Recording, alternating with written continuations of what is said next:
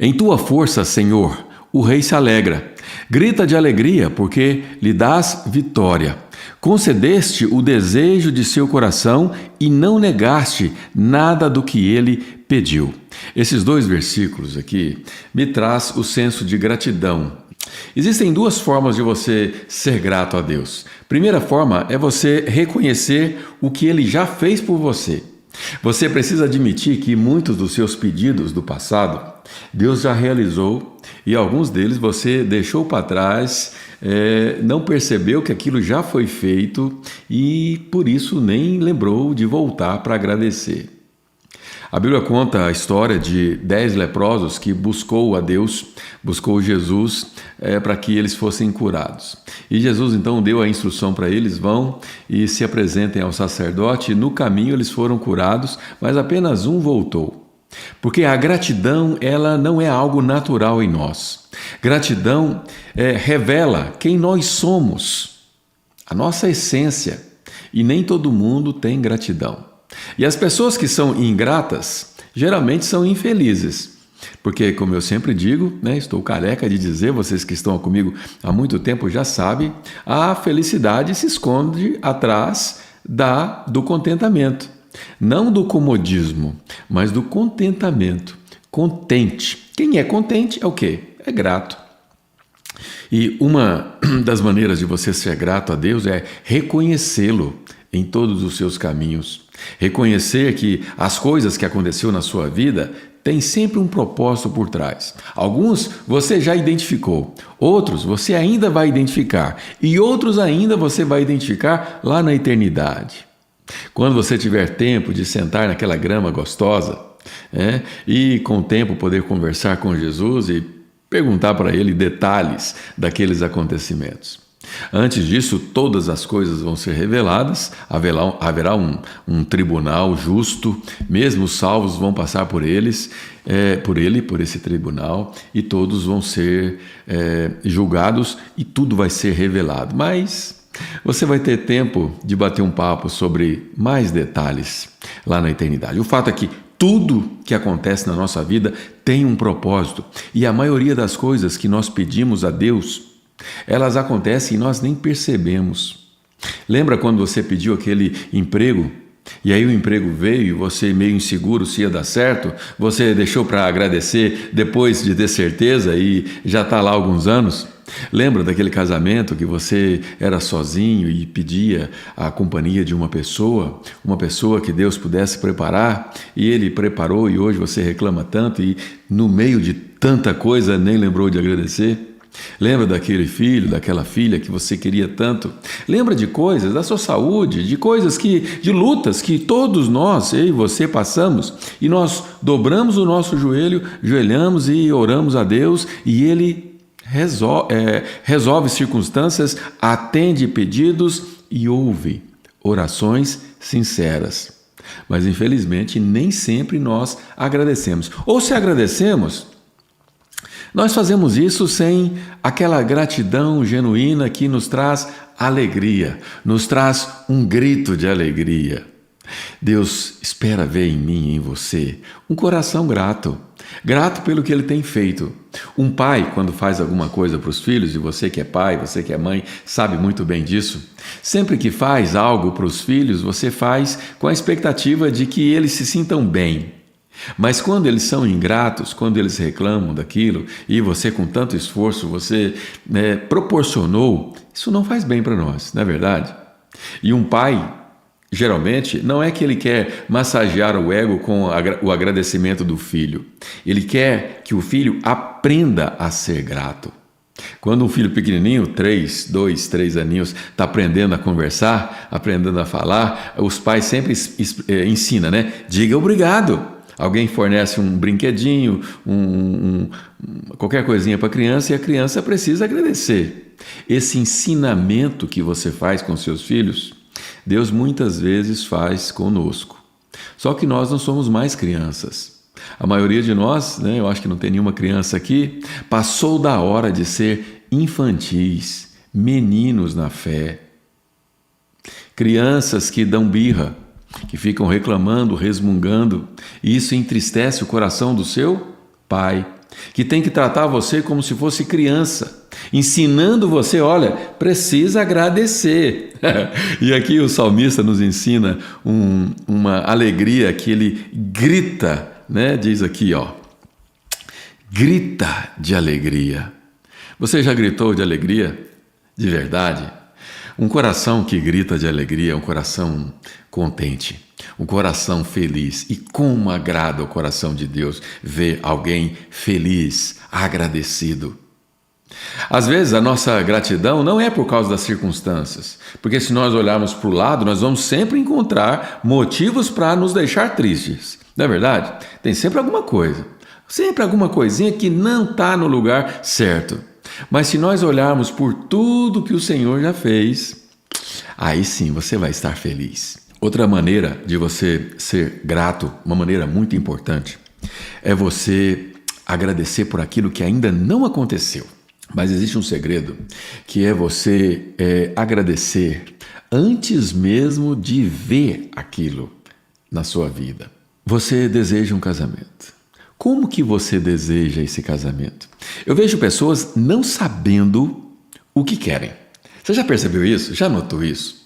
Eu sou muito observador e costumo, principalmente dos tempos para cá, que eu adquiri certo conhecimento nessa área da nossa fé, uma fé genuína, uma fé coerente, uma fé que faz sentido, não uma fé religiosa, abstrata, uma fé que você não consegue entender. Não, eu procuro desenvolver conhecimento na área onde eu tenho convicção do que é a minha fé. E uma coisa que eu descobri é que as pessoas não sabem explicar o que elas querem. E o que eu tenho de jornada de vida com Deus é que Deus, ele age de acordo com aquilo que você tem convicção. Vou explicar. Por exemplo, você quer um casamento. Tá, me fale mais. Fale mais para Deus sobre esse casamento. Você quer, que tipo de homem ou mulher você busca? Qual é a altura que você gosta?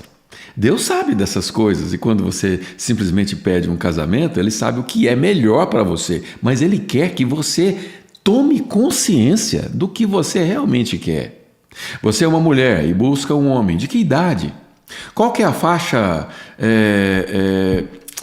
salarial dessa pessoa? Isso é importante, né? Questões financeiras são talvez seja o maior problema de causa de divórcio hoje atualmente. Então, qual é a faixa salarial que você busca em um homem? Não pense pequeno. Eu sou uma pessoa humilde, uma pessoa que tem um trabalho, já está bom. Não. Pense em uma pessoa de uma faixa salarial que te traga conforto, um futuro de segurança e te ajude a realizar os seus sonhos, né? E como que é essa pessoa, a altura dela? Cor dos cabelos? Você gosta de um homem que seja magro, mais gordinho? Tem mulheres que gostam daqueles mais gordinhos, né? Você gosta de olhos claros? Você quer que ele seja formado? Em que área? Qual é a profissão? Ser específico naquilo que você quer torna a sua visão, e aí é que vem um segredo grande que as pessoas não conhecem e que faz parte da nossa fé quando você coloca Deus nisso. Primeiro, você imagina como seria. Gasta tempo observando dentro do seu ser, da sua alma, do seu espírito, daquilo que você gosta, como você quer aquilo. E aí, quando você consegue ter clareza do que você quer, alguns precisam anotar, e seria bom se você anotasse. Há poder nas nossas palavras, e quando você registra essas palavras, aquilo se torna um documento. Então você descreve como você gostaria, no exemplo que eu dei, o marido, características desse marido, e aí você começa a orar a Deus, e você começa a enxergar com os seus olhos da fé aquilo já existindo. E você começa agora que vem o maior segredo de todos, a caminhar em direção à realização daquele desejo. Para isso você tem que ter um plano. Se você não tiver um plano, desejos são só desejos.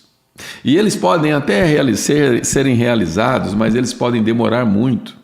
Você precisa caminhar em direção à realização daquele desejo. Então, se você quer um homem de certo ciclo social, você precisa começar a se envolver, a se relacionar com aquele ciclo social. Você não pode querer alguém de um certo nível social e você está em outro, vocês não vão se encontrar. Você precisa andar em direção àquilo. Isso é só um exemplo, mas de acordo com o sonho que você tem, você mesmo tem capacidade para desenvolver formas e maneiras de se aproximar daquilo que você quer, mas é preciso você ter clareza, porque quando você tem clareza, você pode ver, e ao ver, significa que aquilo já existe. Se já existe, a única diferença que tem é que você está andando em direção àquilo, e portanto você já pode o quê? Agradecer, gratidão, dar gritos de alegria com a certeza de que aquilo já existe e é só uma questão de tempo. Isso é fé, isso é acreditar. Mas ao invés disso, eu vejo pessoas reclamando da vida, reclamando do que conquistaram, reclamando daquilo que pediram para Deus, reclamando e sendo vítimas. Eu sempre sofri, meus pais sempre fizeram isso, a vida nunca me ajudou, eu sempre fui vítima de tudo, disso e daquilo, um vitimismo que não te leva a lugar nenhum e principalmente te afasta da gratidão. Gratidão a Deus, gratidão por tudo que você tem, pela maravilha que é a vida. Você já parou para pensar como é maravilhoso você estar vivo? Você tem expectativa, você precisa ter expectativas de coisas boas. Que coisas boas estão vindo? Mas quando você reclama, as suas expectativas são de coisas ruins. Quando você reclama, os seus medos começam a expandir e você começa então com temor em enfrentar um dia na expectativa de que algo ruim vai acontecer. Mude sua maneira de pensar sobre as coisas. Mude a maneira de você permitir com que pensamentos ruins entram dentro da sua mente. Para de ficar assistindo televisão, vai ficar assistindo noticiário. Você nunca é bem informado quando você fica na frente da TV ouvindo e se alimentando de porcaria. Procure se desenvolver, o conhecimento está tão disponível. Procure aprender mais, se entender mais, ver por que você está passando por essa luta, porque existe um fator pedagógico por trás dela. Existe um fator que está te ensinando que você precisa ir para o próximo nível de acordo com o que você pensa. E você precisa colocar dentro da sua mente coisas que te levam para o próximo nível. Quando Davi venceu o gigante Golias, ele venceu com uma expectativa positiva. Ele tinha convicção de que aquela luta seria vencida porque ele não ia para cima daquele gigante com a força do seu braço. Ele podia contar com o Senhor dos Exércitos, a quem aquela situação estava afrontando. Talvez a situação que você está enfrentando está afrontando o Deus que você crê. Talvez a situação que você está enfrentando, ela pode não glorificar a Deus e por isso você pode usar isso a seu favor. Senhor, essa situação está te afrontando e eu vou contra ela em teu nome. Você precisa encarar essa semana de uma maneira diferente do que você encarou na semana passada. Mesmo que você tenha feito um bom trabalho, você pode melhorar. Como eu sempre digo, a nossa vereda ela é como a luz da aurora. Ela vai brilhando mais e mais. Não adianta você achar que você está bem. Não, estou bem, eu vou à igreja regularmente, eu faço o meu melhor, Não, você está no processo. E no processo você melhora dia após dia. Apenas os arrogantes, os prepotentes, aqueles que acham que não precisam aprender, aqueles que ouvem um conhecimento como esse e vai atrás da vida dos outros ao invés de ouvir, porque acham que não precisam aprender. Esse barbudão aí não está sabendo o que ele está falando, porque as coisas não são fáceis. Imagina, a minha vida é cheia de luta e ele quer que eu grite de alegria? Sim, eu quero que você grite de alegria em meio às lutas. Porque gritar de alegria no meio da vitória, isso aí é moleza. Isso aí é fácil. Até os perversos gritam. Agora eu quero ver separar os meninos dos homens, as meninas das mulheres, quando você gritar de alegria, ainda não vendo. Quando você olha para a situação que está desmoronando e você grita de alegria porque a sua fé, aquilo que você acredita aqui dentro, é coerente com a fé que você profere, das convicções que você tem de Deus. Uma coisa é você crer quando as coisas já aconteceram. Outra coisa, mais bem-aventurado é aquele que crê sem ter visto, disse Jesus a Tomé. Tomé queria pôr a mão para poder acreditar. E quando ele pôs a mão e falou, olha, Senhor, puxa vida, agora eu acredito mesmo. Ele falou assim, bem-aventurados que creem, mas bem-aventurado é aqueles que não viram e creram. Você precisa agradecer antes de ver o que você quer acontecer.